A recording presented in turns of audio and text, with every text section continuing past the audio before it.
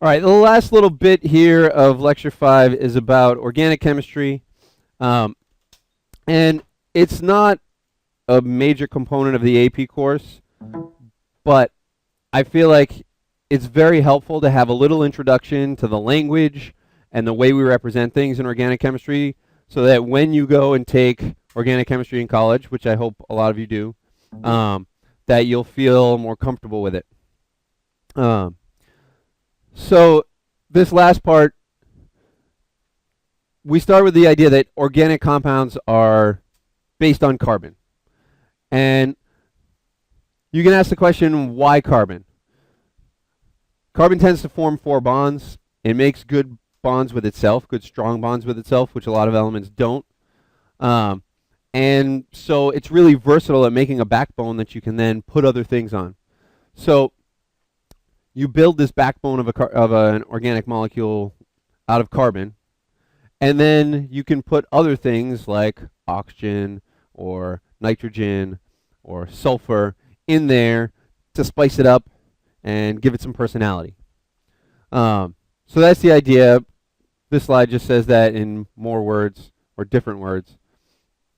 So what we're going to do is talk about how we abbreviate organic compounds so that they're easier to draw, so that we're not drawing carbons and hydrogens all day. And then we'll talk a little bit about the fact that an organic molecule, really its personality comes from what we call its functional groups, which are the different atoms that get bonded to the backbone. So the thing about these molecules is if they have 10 carbons and 20 hydrogens in them, that's a lot of letters to draw on a page.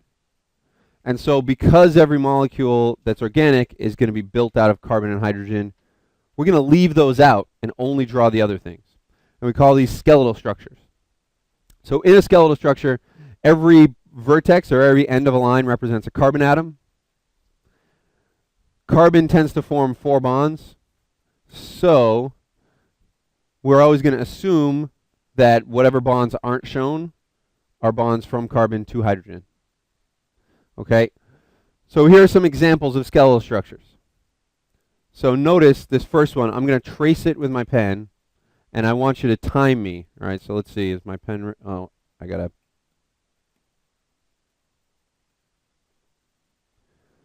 All right. Ready, set, go. How long did that take? Really? All right. So around 3 seconds. Now, according to the rules I told you, each vertex here represents a carbon. So that means I have 1, 2, 3, 4, 5, 6 carbons. And then whatever bonds are not shown would be bonds to hydrogen. So for my carbon on the end here, first I'll start by drawing those 6 carbons. For the carbon on the end, it has 1 bond shown. How many more does it have to have? 3. All right, so that would mean 1, 2, 3. Oops.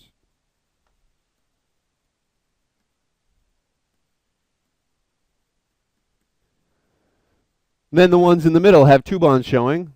So how many hydrogens must be bonded to those? 2.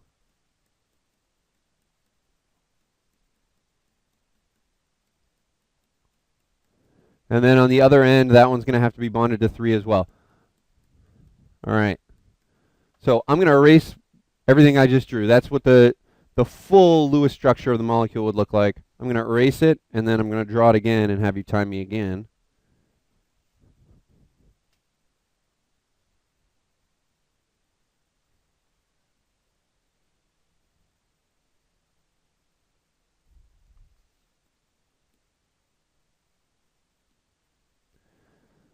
Okay, you ready on the timer?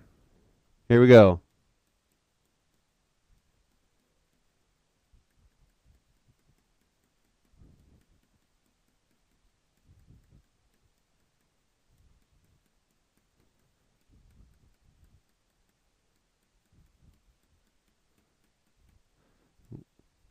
How long was that? All right, about 17 seconds. Okay, so six-fold increase in the amount of time. That's the point of skeletal structures, or one point of skeletal structures, is they save us a lot of time. So take a moment and try and draw what you think the full Lewis structures for these two molecules down below would look like.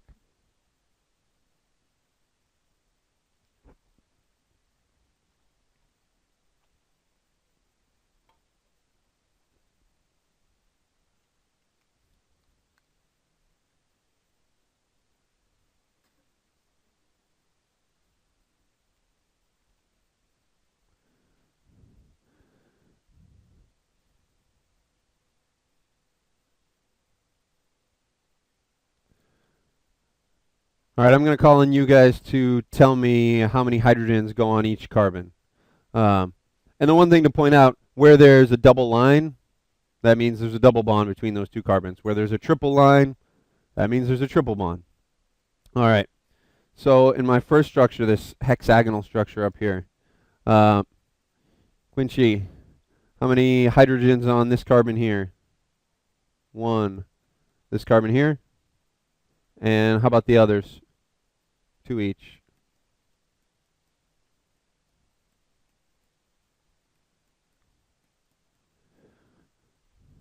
All right, structure down at the bottom. Oop, forgot to put the hydrogens on here.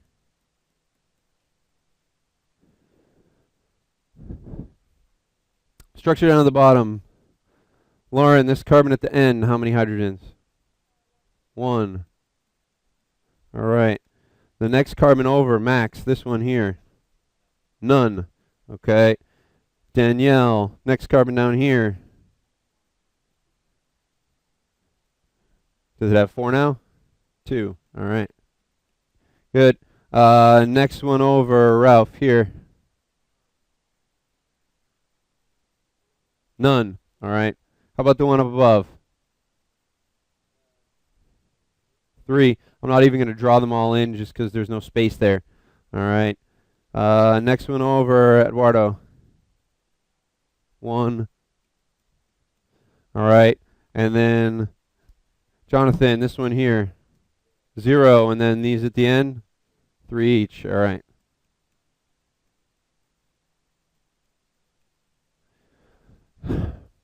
Okay. So can we all agree that drawing out all the carbons and the hydrogens in an organic molecule is a pain in the butt? Yes. Question? Well, slow and steady may win the race, but the thing about organic molecules is when you're drawing lots of them, not only does this take more time and more space, but it's also distracting to the eye. And so what you find when you study organic chemistry is that the parts of the molecule that are just carbon and hydrogen usually don't do anything. They're not reactive. So if you draw out a full structure like this with all the carbons and the hydrogens, it gets so cluttered that you might not see the important parts of the molecule, which are usually going to be what we call the heteroatoms. So atoms that are not carbon or hydrogen. And so, not only do the skeletal structures take less time, but they also immediately draw your attention to the important parts of the molecule. Okay? So if you have molecules other than carbon and hydrogen, you have to draw them in, and you have to draw in the hydrogens bonded to them. So for this molecule here, this is known as isopropanol, or also known as 2-propanol, also known as isopropyl alcohol.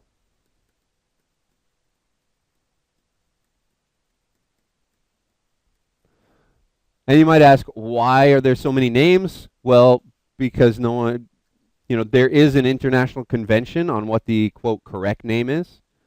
But try and tell someone who's using a name they've been using for years that it's not, quote, correct, and they'll say, I don't care, I'm going to use it anyway. So those 3 names all refer to this same molecule. Where can you find that molecule?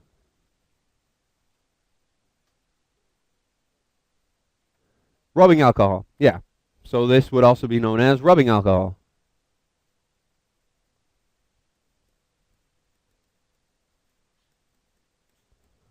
All right. So this molecule, if I wanted to draw it out, I have 3 carbons because I have 3 vertices that are unidentified. I have the oxygen. The oxygen's bonded to a hydrogen. And then I'd have to have 3 hydrogens on each end. And how many hydrogens on that center carbon? Juliet? 1.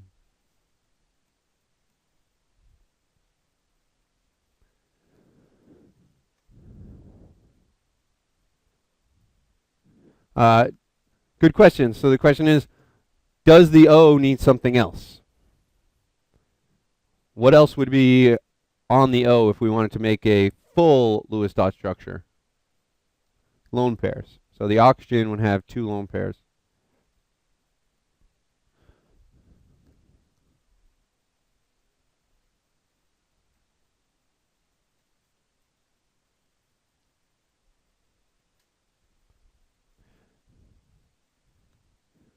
All right, so the next slide has one example for you to translate from skeletal to a full Lewis structure.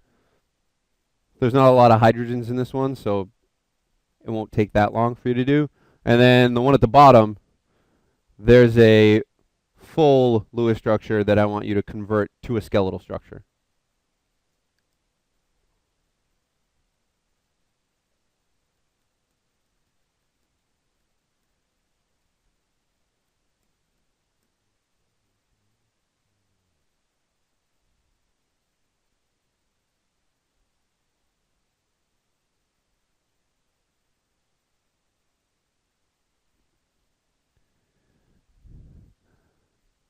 Okay, so here are my drawings. You can take a moment, compare to yours.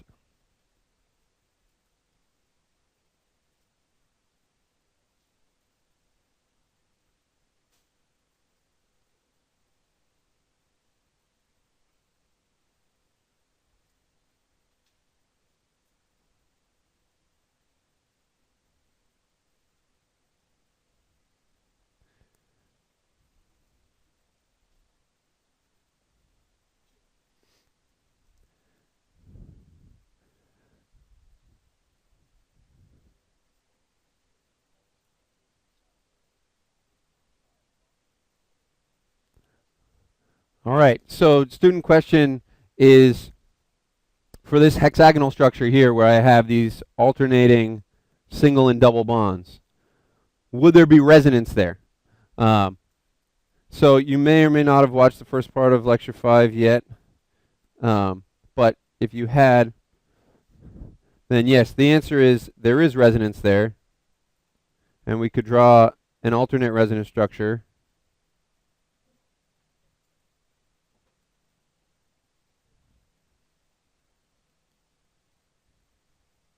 That looks like that. And so it turns out in that structure, there aren't actual single and double bonds. There is a spread out bond, or there's spread out pi bonding in that whole ring.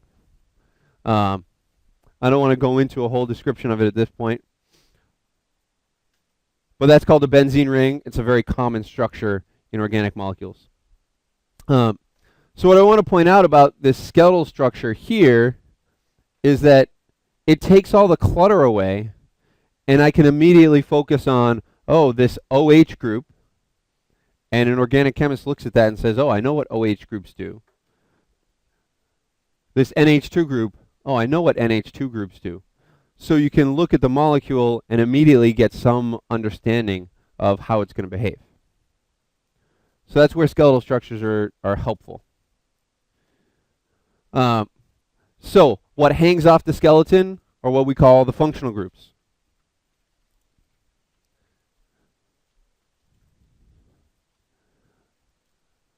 I've mentioned already that where an organic molecule gets its personality is from its functional groups. The backbone itself, carbon and hydrogen, is actually pretty boring. Molecules that are just made of hydrogen and carbon, what do we usually use those for? Fuel. Molecules that are just made of carbon and hydrogen with no functional groups, all we can really do with them is burn them. And boy, do we burn them. We use a lot of them. But as far as interesting chemistry, they don't really do any. Functional groups allow a molecule to do more interesting things. So every kind of functional group is going to have its own properties. And what we do to keep track of what they're like is we give them all names. So that when you look at a molecule, you can say, oh, I see an alcohol over here. I see an amide over here. And automatically, as an organic chemist, some ideas spring to mind about how that molecule is going to behave.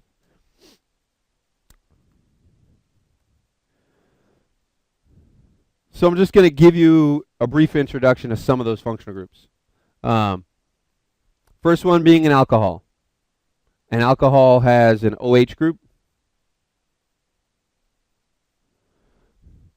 And so every organic alcohol is going to share some properties with other alcohols.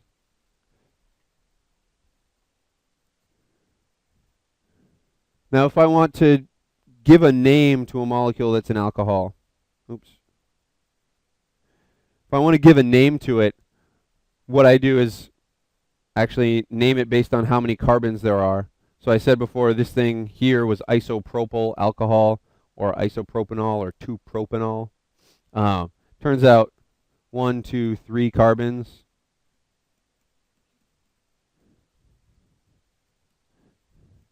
Gets the prefix prop.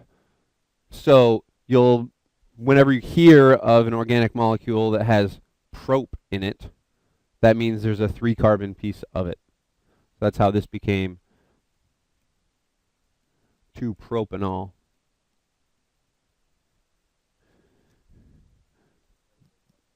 Two is telling you where the alcohol is. It's on carbon 2 out of 3. We're not going to go into a detailed discussion of naming, but I figure it's worth introducing a little bit.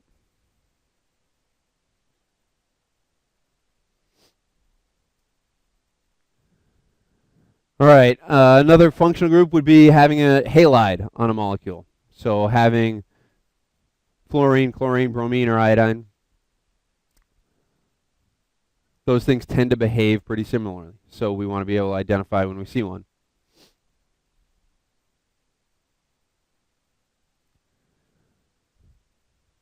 All right, an amine is anytime you have carbon and nitrogen single bonds. And I'm going to fix this.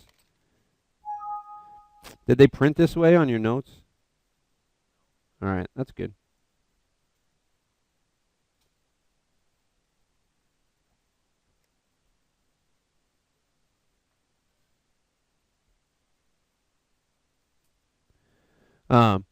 So an amine would be anytime you have carbon single bonded to nitrogen.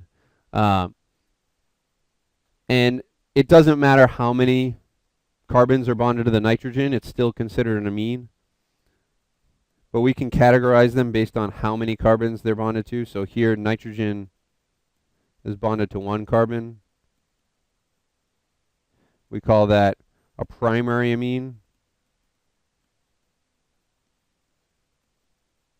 Or we can have amines where nitrogen's bonded to 3 carbons, and that would be a tertiary amine. You don't need to memorize those terms, but just so you know, they're still amines.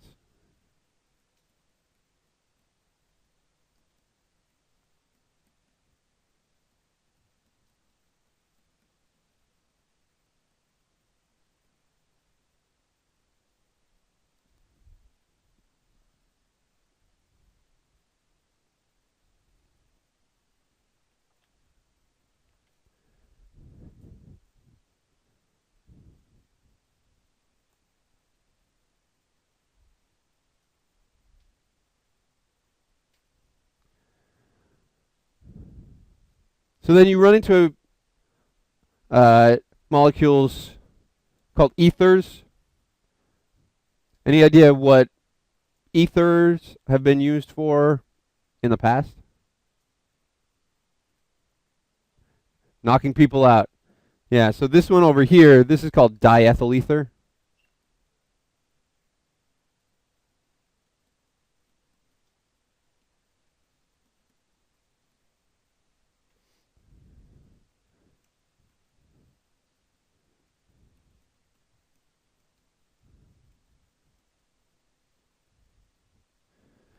Used to be used as an anesthetic.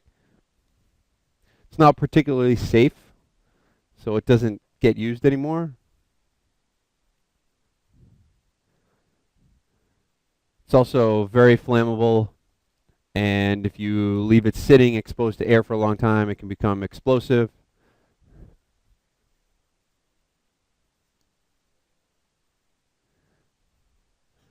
And then we run into the most common functional group, which would be what we call the carbonyl group. Now, I know it looks like carbonyl, but the way we say this is carbonyl.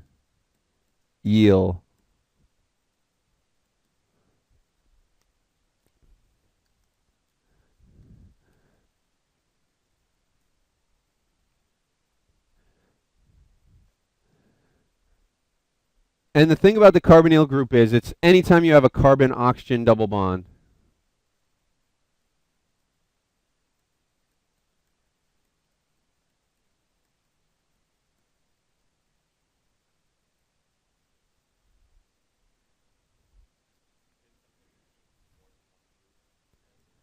So the question is, can something be more than one group?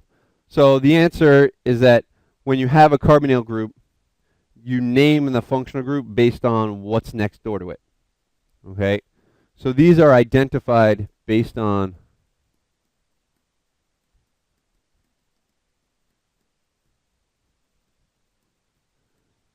the atoms next to two. No.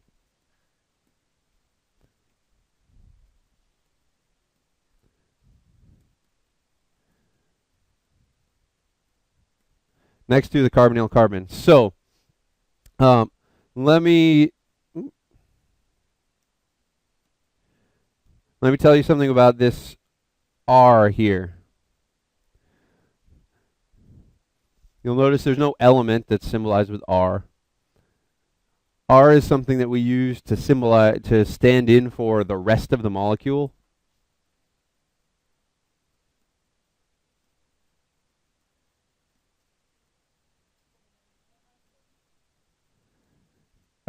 Well, you can't. Amino acids are one functional group. So a student asked a question about amino acids. Amino acids would be one functional group that has a carbonyl in it.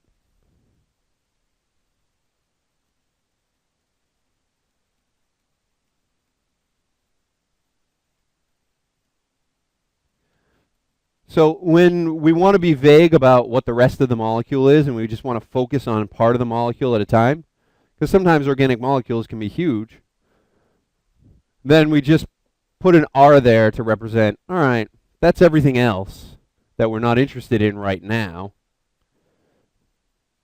so that we can just draw the part of the molecule we're interested in. So you might be picking up on a theme that we abbreviate a lot so that we can focus on just the part of the molecule we're interested in. So if there are two carbons, there are carbons on either side of the carbonyl, we call this a ketone.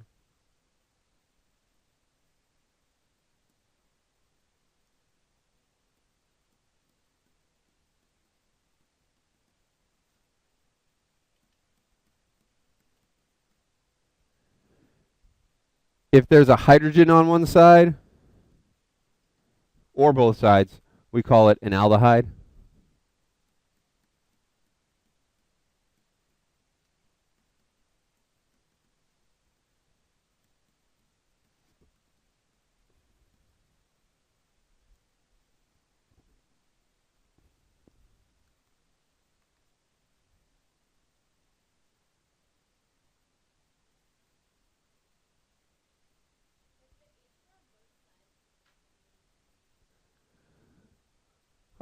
Student question is, if there's an H on both sides, would there be any carbons in the structure? There would be one carbon in the structure.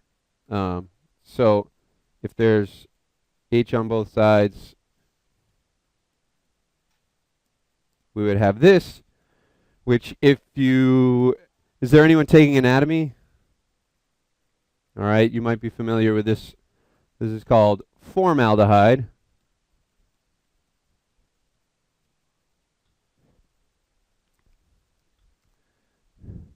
Which is often used to preserve specimens.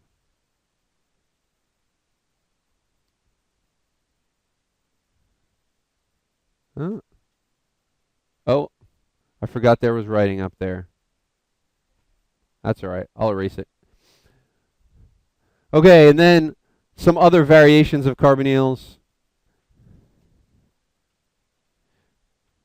You run into a lot in biology. Here, if there's an OH on one side,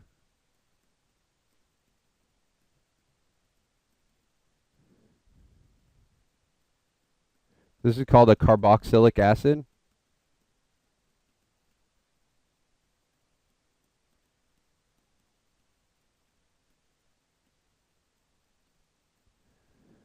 Biologists might just call it a carboxyl group. If there's an oxygen that's then bonded to another carbon chain, we call this as an ester. And if there's a nitrogen next door to the carbonyl carbon, we call it that word, which if you're in your right mind, how would you pronounce that? Amide. It turns out we call this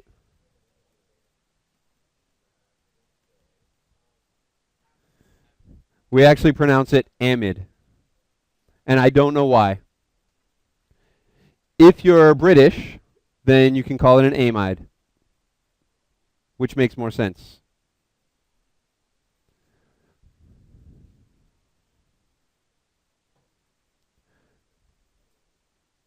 All right, so I don't want you to worry about memorizing all those different functional groups. That's not something we're going to test you on.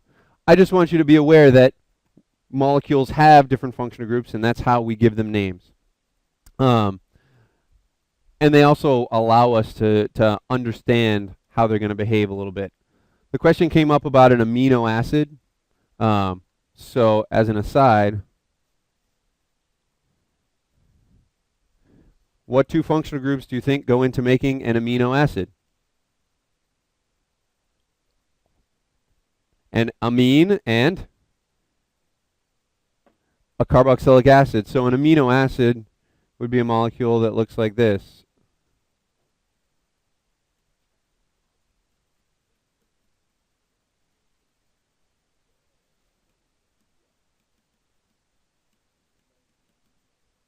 So in biology, you run into lots of amino acids. They have the amine part and the acid part.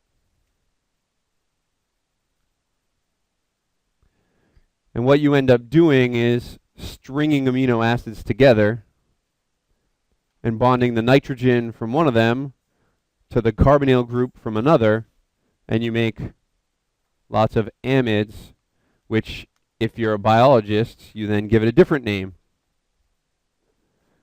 What do we call this functional group in biology?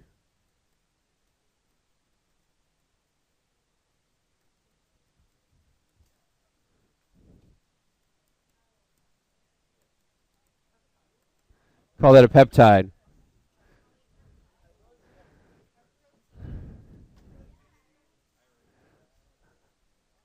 All right. So that's our, we'll call it a day there. Tomorrow we'll just look at a couple more little variations we can do, and we're going to go back and look at one slide Mr. Bennett didn't get to from the previous section.